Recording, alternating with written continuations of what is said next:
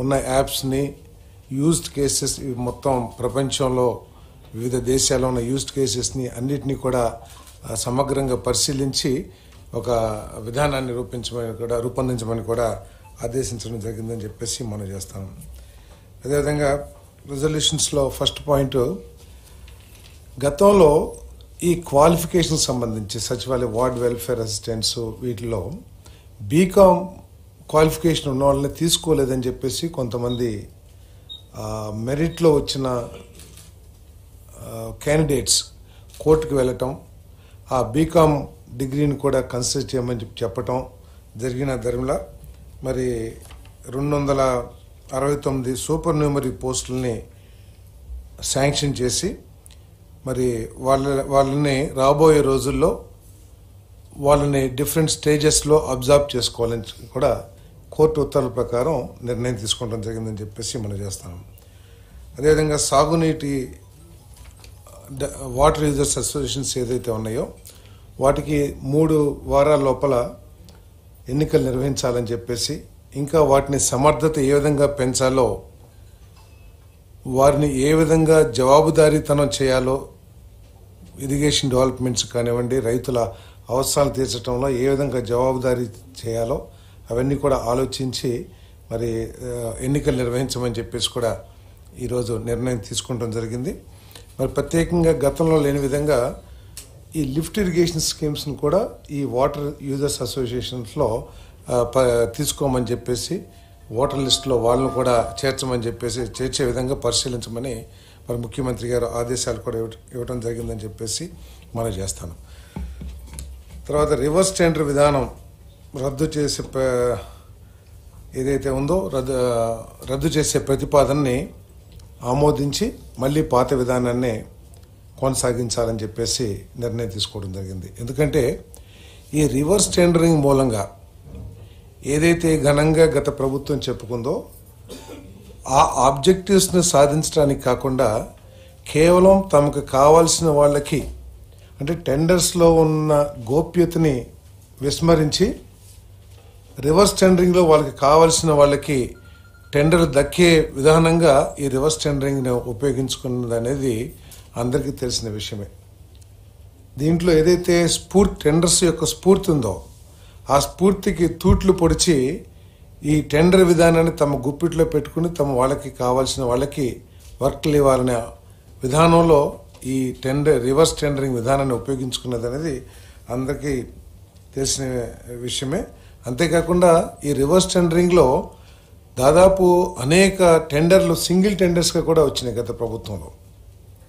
So వీటన్నిటిని దృష్టిలో పెట్టుకుని ట్రాన్స్పరెంట్గా సివిసి ఏదైతే సెంట్రల్ విజిలెన్స్ కమిషన్ ఏదైతే ప్రతిపాదించిందో, ఏదైతే నిర్దేశించిందో టెండర్స్ని ఏ విధంగా చేయాలి అని నిర్దేశించిందో, సివిసి గైడ్లైన్స్ ఆధారంగా ట్రాన్స్పరెంట్గా దేశంలో ఏదైతే టెండర్ విధానం అవలంబించబడుతుందో ఎక్కువ రాష్ట్రాల్లో ఆ విధానాన్ని మళ్ళీ తీసుకురావాలని చెప్పేసి ప్రభుత్వం నిర్ణయించిందని చెప్పేసి మనం చేస్తా ఉన్నాను. ఇది అన్ని డిపార్ట్మెంట్స్ కూడా ఇదవుతుంది. అన్ని డిపార్ట్మెంట్ కూడా ఈ రివర్స్ టెండరింగ్ని క్యాన్సిల్ చేయడం జరిగిందని చెప్పేసి మనం చేస్తాం. పోలవరం ఎడవ కాలువ పనుల పునరుద్ధరణకి కేబినెట్ ఆమోదం తెలిపింది. దాదాపు ప్రస్తుతం ఉన్న ఏజెన్సీలు తమ అగ్రిమెంట్ రేట్లు ఒప్పందాల ప్రకారం పనులు కొనసాగిస్తూ 6,000 క్యూసెక్కుల సామర్థ్యం ఉన్న పోలవరం ఎడవ కాలువ ప్రధాన కాలువ పనులను పూర్తి చేసేందుకు తయారు చేసిన సమగ్ర ప్రణాళికకు మంత్రిమండలి ఆమోదం తెలిపింది. ఇదేంటంటే ఈ కెనాల్ మూలంగా లెఫ్ట్ మెయిన్ కెనాల్ ఏదైతే ఉందో ఇది విశాఖపట్నం డ్రింకింగ్ వాటర్ ఫెసిలిటీస్ని, అదేవిధంగా ఇండస్ట్రియల్ వాటర్ రిక్వైర్మెంట్ అవసరాలను కూడా తీర్చేది. కాబట్టి వెంటనే ఈ కాలువని నిర్మాణం పూర్తి చేయాలని చెప్పేసి ప్రభుత్వం నిర్ణయం తీసుకుంది. దానికి కొత్తగా 926 కోట్లు కేటాయించడం జరిగింది. దానికి తోడు ఇంతకుముందు క్యాన్సిల్ అయిపోయిన టెండర్స్ ఏదైతే ఉన్నాయో దాంట్లో మిగిలిపోయిన 266 కోట్లు కలిపి మొత్తం 1,226.68 కోట్ల అంచనా వ్యయంతో 24-25 ఎస్ఎస్ఆర్ ప్రకారం ఈ టెండర్లను పిలవటానికి ఆమోదం తెలిపిందని చెప్పేసి మనం చేస్తాం. ఎందుకంటే ఇప్పుడు ఈ లెఫ్ట్ మెయిన్ కెనాల్లో 2-3 లిఫ్ట్ స్కీమ్స్, ఇరిగేషన్ స్కీమ్స్ ఉన్నాయి. దాని ద్వారా మొట్టమొదటిలో విశాఖపట్నం అవసరాలు తీర్చడం కోసం లిఫ్ట్ విధానంలో వాటర్ని అక్కడ చేరుస్తాం. ఎప్పుడైతే పోలవరం ప్రాజెక్టు పూర్తి అవుతుందో అప్పుడు గ్రావిటీ ద్వారా నీళ్ళన్నీ కూడా విశాఖపట్నం అవసరాలు తీర్చడానికి, ఉత్తరాంధ్ర అవసరాలు తీర్చడానికి ఈ ప్రాజెక్టు ఉపయోగపడుతుందని చెప్పేసి మనం చేస్తా ఉన్నాను. అంతేకాకుండా దీని మీద సుదీర్ఘమైన చర్చ కూడా జరిగింది. ఇంకా ఓవరాల్గా ఇరిగేషన్ మీద చాలా ప్రాజెక్టుల్లో గత ప్రభుత్వ నిర్లక్ష్యం మూలంగా కానివ్వండి, ఈ సాగునీటి రంగాన్ని పూర్తిగా గాలికి వదిలేయటం మూలంగా కానివ్వండి, అనేక ప్రాజెక్ట్స్లో గేట్లు కొట్టుకుపోవటం, లేకపోతే ప్రాజెక్టు కట్టలు కొట్టుకుపోవటం, ఇటువంటి సంఘటనలు మనం చాలా చూస్తూ ఉన్నాం.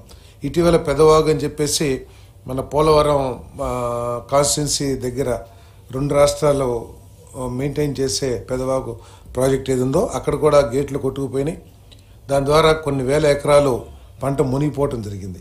రీసెంట్గా మరి తుంగభద్ర గేట్ ఏదైతే కొట్టుకుపోయిందో దీంట్లో మన ప్రీతం ముఖ్యమంత్రి చంద్రబాబు నాయుడు గారు ప్రదర్శించిన సమయస్ఫూర్తి కానివ్వండి, టైమ్లీ డెసిషన్ కానివ్వండి, ఆ ప్రాంత ఆయకట్టు రైతులందరినీ కూడా కాపాడిందని చెప్పేసి మనం చేస్తాము. దాని మూలంగా ఇంతకుముందు కర్ణాటక మంత్రులు కానివ్వండి, అధికారులు కానివ్వండి అక్కడికి వచ్చి ఈ పని పూర్తి చేయలేము, ఈ రిపేర్ పూర్తి చేయలేము, ఈ సీజన్కి మేము నీరు సరఫరా చేయలేమని చెప్పేసి కూడా కర్ణాటక ప్రాంతంలోని ఆయకట్టు రైతులకు కూడా తెలియజేశారని చెప్పేసి కూడా మాకు సమాచారం ఉంది. అంతేకాకుండా రిపేర్స్ టేకప్ చేయాలంటే దాదాపు 60-70 టీఎంసీల నీటిని ఖాళీ చేసి అప్పుడే మనం గేట్లు రిపేర్ చేస్తాం కానీ లేదా కొత్త గేట్ అమర్చడం కానీ చేయగలిగేవని తీసుకున్న నిర్ణయంలో దాన్ని కూడా కాదని ముఖ్యమంత్రి గారు తీసుకున్న స్పెషల్ కేర్ మూలంగా 3 రోజుల్లోనే, కేవలం 3 రోజుల్లోనే ఆ రిపేర్స్, ఆ గేట్ ఏర్పాటు చేయడం కాకుండా మళ్ళీ ఆ ప్రాజెక్టు పూర్తి స్థాయి నీటి నిల్వ కూడా ఈ రోజుకి చేరుకుందని చెప్పేసి మనం చేస్తాము. మరి ఈ సందర్భంగా కేబినెట్ సభ్యులందరూ కూడా ముఖ్యమంత్రి గారిని ప్రత్యేకంగా అభినందించి ధన్యవాదాలు కూడా తెలియజేశారని చెప్పేసి మనం చేస్తా ఉన్నాను.